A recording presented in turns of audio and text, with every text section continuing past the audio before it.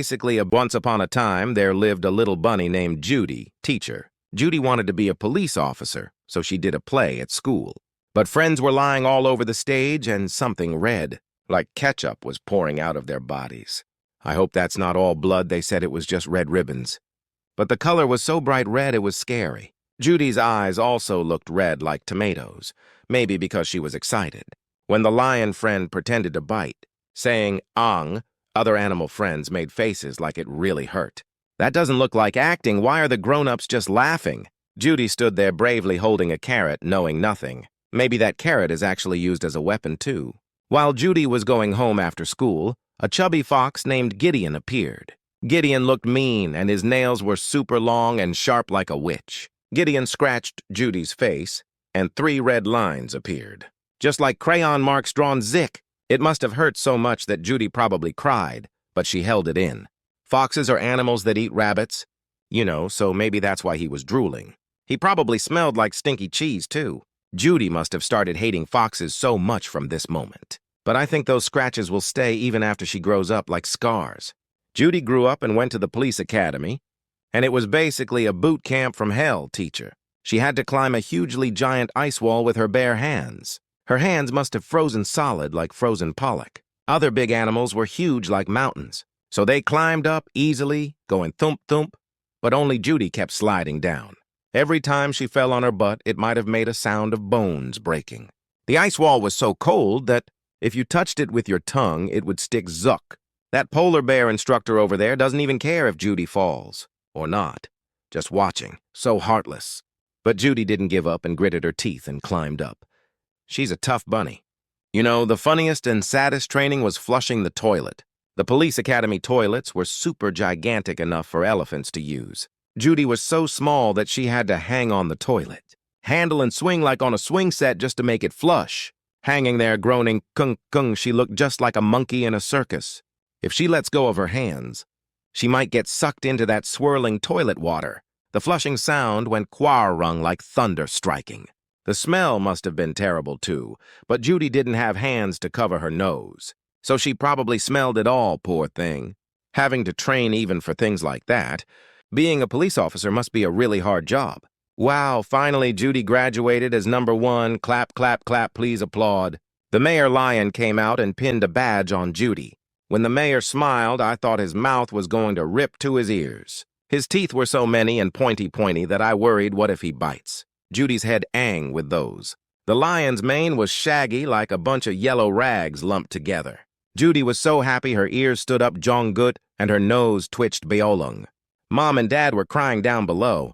They cried so much their tears might have flowed like a river. Now that Judy is a real police officer, she has to catch all the bad animals. Now it's time to take the train leaving for Zootopia, choo-choo. Judy's family are rabbits, so their numbers are huge, maybe over 200.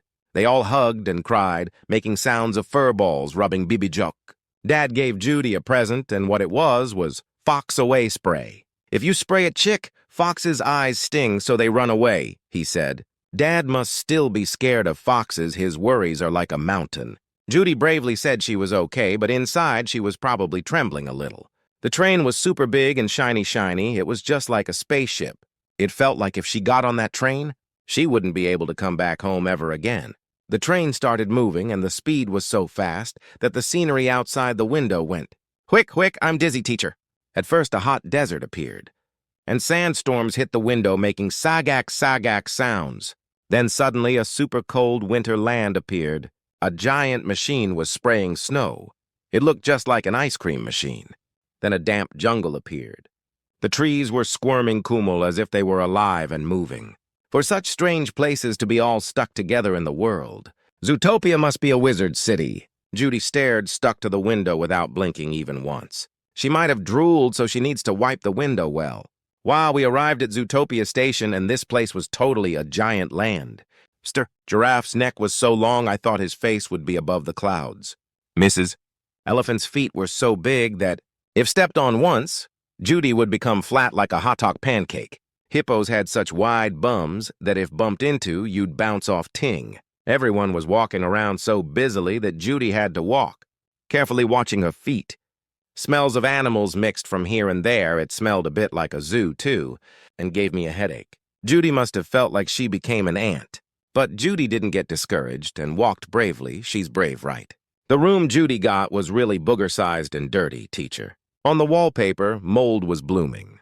Just like scribbles drawn wildly with green and brown crayon. Ugh, smelly. The bed springs were all sticking out, so if you lie down, your back would hurt. Goat misters lived in the next room. And they were so noisy, the walls rumbled, kung kung.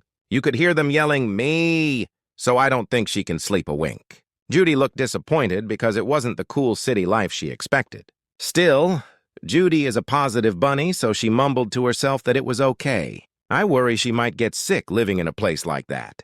The next morning, Judy woke up before the sun, even rose and put on her police uniform. The mirror was cracked, so her face looked like many faces, but she didn't care. The police uniform was a bit big for Judy, so it looked like the clothes were wearing Judy high. The leather belt was so heavy her waist almost bent. Wearing the police hat pressed her ears down, so it must have been stuffy. But she held it in. The thought of finally becoming a real police and going to catch. Bad guys must have made her heart beat. Kongdak. Kongdak.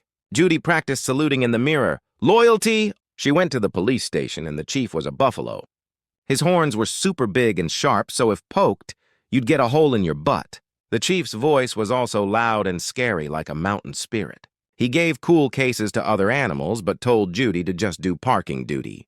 Oh my God, Judy wants to catch criminals. But just handing out tickets, that's too much. The chief's nose steam came out shwick, shwick, and Judy almost flew away. Judy wanted to say, I am a real police officer, but she held it in. The buffalo mister seems to treat Judy just like a cute doll. She must have felt so unfair that tears spun in her eyes, ping. Judy was giving out like 200 parking tickets when she saw a suspicious fox over there. His name is Nick. Nick's eyes were half closed, so you couldn't tell what he was plotting. Nick went into an elephant ice cream shop and he had a little son with him. The son was wearing an elephant costume, but something was a bit strange. His ears were too big and his eyes looked like a grown-up's. Judy fiddled with her fox away spray. If that fox does something bad, I'll shoot him, she probably thought. Nick's tail was wagging salang-salang, and it looked just like a snake dancing. The ice cream shop owner was an elephant, and he yelled that he wouldn't give ice cream to Nick. He pointed with his trunk, shouting, "Foxes, get out!" Nick made such a pitiful face. His ears drooped chook. The little son also burst into tears, peep-you-ang. That mister is so mean. What's so hard about giving one ice cream? Judy saw that and decided to become a hero of justice. Foxes can eat ice cream too, she argued. Actually, maybe Nick was acting, but Judy was so nice she got totally tricked. The elephant mister's snot splashing was dirty. Oh my God, teacher, I was right. Nick and the kid were scammers. They went up to the roof and were melting that big ice cream in the sunlight. Red soup was flowing jul-jul, and it looked like melting blood, so it was gross. And the shocking thing is that little son was actually a middle-aged man. When he took off the elephant mask, a mister who smokes and has a deep voice came out. He laughed. We made money, and his teeth were yellow. Melting the ice cream Judy bought and reselling it, they are really bad foxes. If the sticky sugar water gets on their feet, ants will swarm in droves, you dirty. Nick refroze the melted ice cream into small paw shapes, and he sold them to hamsters getting off work. The hamsters knew nothing and stuffed them until their cheeks burst, saying yummy jick. Nick was counting money, putting it in a sack, while licking his fingers, dirty fox. Judy was watching everything from behind, and her face turned red like a carrot. She was angry to the top of her head. How would it feel to be betrayed by a fox she trusted? It must have felt like a hole was punched pung in her chest. Now it's Judy's turn to go arrest Nick. She is getting ready to shout, "You are busted, you scammer!" Just then, a weasel stole an onion from a shop and ran away. No, not an onion. I don't know what it was, but it was something super smelly. Judy went into the small town where mice lived to catch the weasel. There, Judy was super big like King Kong. The weasel threw a giant donut sign and almost squashed the mice. How terrible. Judy caught the donut with one hand. She is strong like Hercules. The weasel ran away slippery like a bell pepper here and there, but eventually got caught. But what he stole was just flowers. There must be some poison on those flowers for sure. The weasel's eyes were spinning round and round. Judy went to find Nick and asked for help. When Nick said no, Judy made Nick fall into a wet cement floor. Nick's legs hardened, so he couldn't move at all. He serves him right. Judy took out a carrot-shaped pen, and it was a recorder. Nick's voice confessing tax evasion played loudly, saying, "My name is Nick, and I am a scammer." Judy's face looked more sly than a fox. Nick had no choice but to decide to help Judy. "I want that carrot pen. I want to record teacher's voice and play pranks." The two became a team against their will, but Nick's face looks like he chewed a rotten apple. They went to check a car license plate, but all the employees were sloths. Ugh. His name is Flash, but his actions are slower than a snail. Judy said, "Please hurry up," but Flash said, "Yeah, yeah?" And it took 10 minutes to say one letter. While waiting, spiderwebs almost formed on Judy's ears. Nick told a joke next to him, on purpose making it even later. Bad guy. Outside the window, it already became night and dark. Maybe those sloths over there don't even breathe, because moving is annoying. I saw mold blooming on the walls. If I worked there, I think I'd die from frustration. They went to Tundra Town finding clues. It's cold like a freezer here. While shivering diol, they investigated a black limousine, and the seats were all torn up. It looks like someone scratched it beok with fingernails. Maybe a monster rode in it. Just then, polar bears suddenly appeared. They were huge as mountains and wearing sunglasses, so you couldn't see their eyes. They lifted Judy and Nick lightly and dragged them somewhere. Nick was so scared, his tail went between his legs. It was a face saying, "We are dead now." The floor is slippery, so they can't even run away. Judy's nose became red like Rudolph. They met the boss of the polar bears, and his name is Mr. Big. I thought he would be huge, but oh my God, he was a mouse the size of a finger. But his eyebrows were very thick, and his voice sounded raspy, so it was scary. Mr. Big ordered, "Dip them in the ice water." The polar bear opened a trap door on the floor, and freezing ice water was flowing underneath. If you fall in there, you'll become a frozen pollock in 1 second. Judy begged for her life, but Nick was frozen solid and couldn't even speak. They say small peppers are spicy. That mouse must really be a villain. He makes them kiss his ring, but I hate it because it probably smells like spit. Just then, a mouse bride in a white dress suddenly appeared. She shouted, "Daddy, stop it!" And her voice was like a nightingale. Turns out she was the mouse Judy saved during the donut chase yesterday. Oh my God. I guess good things happen when you do good deeds, teacher. Thanks to the mouse bride, Judy and Nick didn't die and survived. Mr. Big suddenly smiled, saying, "We are family," and gave them cake. He looks like the Joker smiling after trying to kill them just a moment ago. The cake might have smelled like strange garlic. Judy sighed with relief, glad to be alive. They went to the jungle to find clues, but rain was pouring down heavily. The leaves were bigger than umbrellas, so it was scary. There they met a jaguar mister named Manchus, who looked haggard and injured. The mister was shaking diol and said, "The night howlers attacked." What are night howlers? Maybe ghosts. Nick was scared, so his ears drooped down. Just then, Manchus's eyes flashed like a green monster suddenly. It looked like electricity was flowing. Judy stepped back. "Something seems wrong. Run away, teacher." Ugh, the jaguar mister suddenly turned into a crazy animal. He ran on all fours, and his speed was faster than a cheetah. He screamed "Quang!" and his mouth probably smelled like rotten meat. Judy and Nick escaped riding vines, but below was a cliff. If they fall, they won't even find their bones. But their hands are sweaty and slippery. Nick screamed, "Quack, save me!" The jaguar's claws grazed. Judy's butt, her pants might have ripped. Judy kicked Nick and barely saved him. I thought my heart was going to pop out of my mouth. Police arrived, but the monster disappeared without a trace. It's totally baffling. The Buffalo Chief got super angry, saying Judy lied. He shouted, "Give me your badge and go home." And it sounded like thunder. Judy felt so unfair that tears welled up in her eyes. Just then Nick stepped up. "Judy still has time left." Oh, Nick looked cool for the first time. A fox keeping loyalty. The sun might rise from the west. Nick and Judy left riding a gondola as if escaping. It's a relief. It would really hurt if hit by the chief's horns. Inside the gondola, Nick told a story from long ago. When he was young, Nick wanted to be a scout, but friends bullied him. Saying foxes can't be trusted, they put a metal muzzle on his mouth. Oh my God, that is too cruel, teacher, putting a dog muzzle on a kid. Nick cried, "Eong, eong," and tears poured like a waterfall. From then on, Nick thought there was no use living nicely. Judy held Nick's hand. She thought fox fur would be prickly, but it must have been softer than expected. Those bad friends probably became bald later for sure. They went to find the mayor's secretary, the sheep lady. Mrs. Bellwether looked suffocated because her wool was so fluffy. The lady showed them CCTV, and it showed missing animals being dragged somewhere. The culprits were wolves. The wolves howled, "Awoo!" And that sound was just like calling ghosts. Judy swallowed hard while watching the screen. That sheep lady doesn't even know there are paper scraps stuck to her hair. Because she only works like a dummy, now they have to go into the wolves' den, but Judy's legs were shaking. So she became wobbly like a squid. The hospital guarded by wolves was on a cliff. It's spooky. Judy used a trick and howled, "Awoo!" Then the stupid wolves all howled along, "Awoo!" Wolves must be dummies, ha ha ha.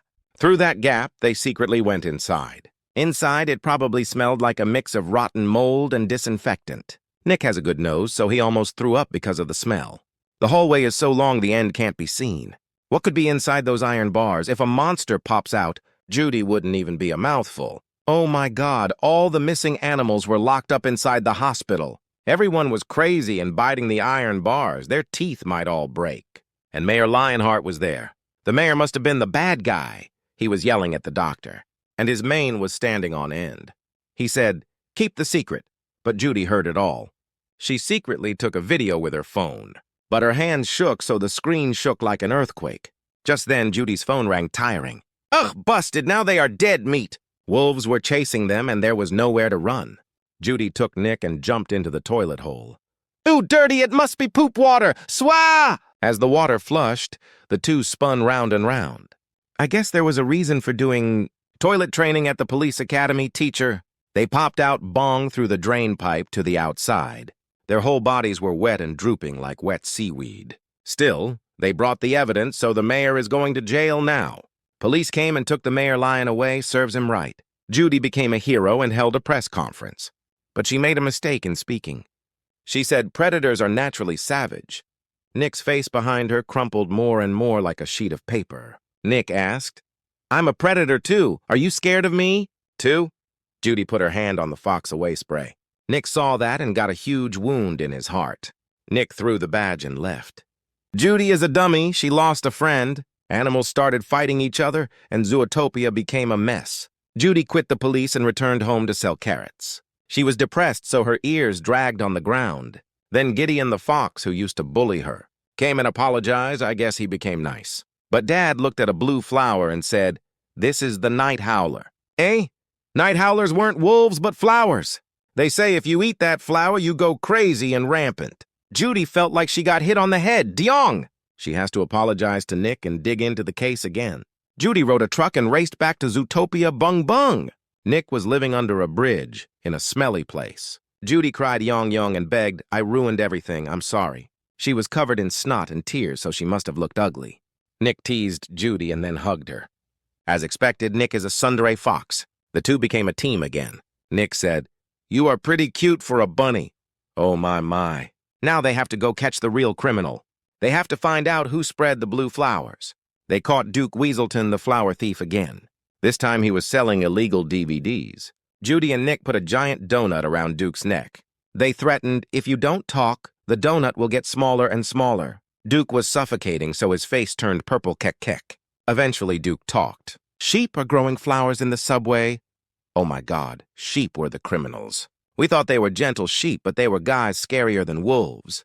When they went inside the abandoned subway, there was a laboratory. Sheep in yellow clothes were squeezing juice from blue flowers. I guess that was the drug making animals crazy like narcotics. The smell was toxic, so my nose felt crooked.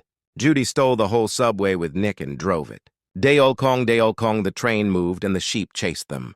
They rammed the windows with horns, quang quang, and glass broke and shards flew. Judy can't even drive, big trouble. The train was too fast and wouldn't stop. Eventually, it hit the wall quang and exploded. Flames burned while like a red monster. "It's hot, teacher." Judy and Nick were thrown out. But fortunately, they grabbed the bag with evidence. Their whole bodies became sooty like they ate jajangmyeon. Now they just need to take the evidence to the police station. But someone was walking from the end of the tunnel. The shadow was stretched long like a devil. The one at the end of the tunnel was Secretary Sheep Bellwether. She smiled, saying, "Oh my, kids," but held a gun in her hand. It's a gun that shoots blue poison. Bellwether wanted to kick out all predators and become the boss herself. She pretended to be nice, but was a total scammer witch. Judy fell while running away, and I think her leg broke. Ouch. Bellwether shot the gun at Nick Bang. The blue medicine hit Nick's body. No, if Nick goes crazy, he'll eat Judy. Nick's eyes rolled back, and he growled, grrr. Judy cried, Nick, please don't do this. But Nick became a monster. Nick bit Judy's neck. Looks like blood spattering. It's too cruel, teacher. Judy's scream rang in the museum. Cock! Misses. Bellwether watched that and laughed. Call, call, call. She is pure devil. Is Judy dead now? Is a rabbit meat party happening? My childhood dreams are shattered. Huke, huke. Thought so, didn't you? Nick lifted his head and smiled. Was the acting good? What Nick swapped was not poison, but blueberries. The stuff on the neck wasn't blood, but jam. Oh my gosh, surprised me. And in Judy's hand was the carrot pen. Bellwether blabbering that she was the criminal was all recorded. The voice saying, I planned it all, rang out loudly. Bellwether's face turned pale white like a ghost. Serves you right, you sheephead witch. Police crowded in Ururu and took Bellwether away. The sheep lady shouted, This is void! But no one listened. She has to go to jail and eat bean rice. Judy and Nick high five, Jack. Fox and Rabbit saved the world. Now animals of Zootopia decided to get along again. Predators were released too. Liar grown-ups should all be punished, right, teacher? Lastly, Sister Gazelle's concert was held. Tiger dancers wore shiny pants and shook their butts. It's a bit embarrassing. Nick became a police officer too, and wore a blue uniform, all looking cool. Judy and Nick danced excitedly too, but the way Nick looks at Judy is a bit cheesy. Maybe they are dating. Zootopia became peaceful again, but my picture diary ends here. I hope you meet a red-eyed rabbit in your dreams tonight too. Hi hee hee bye.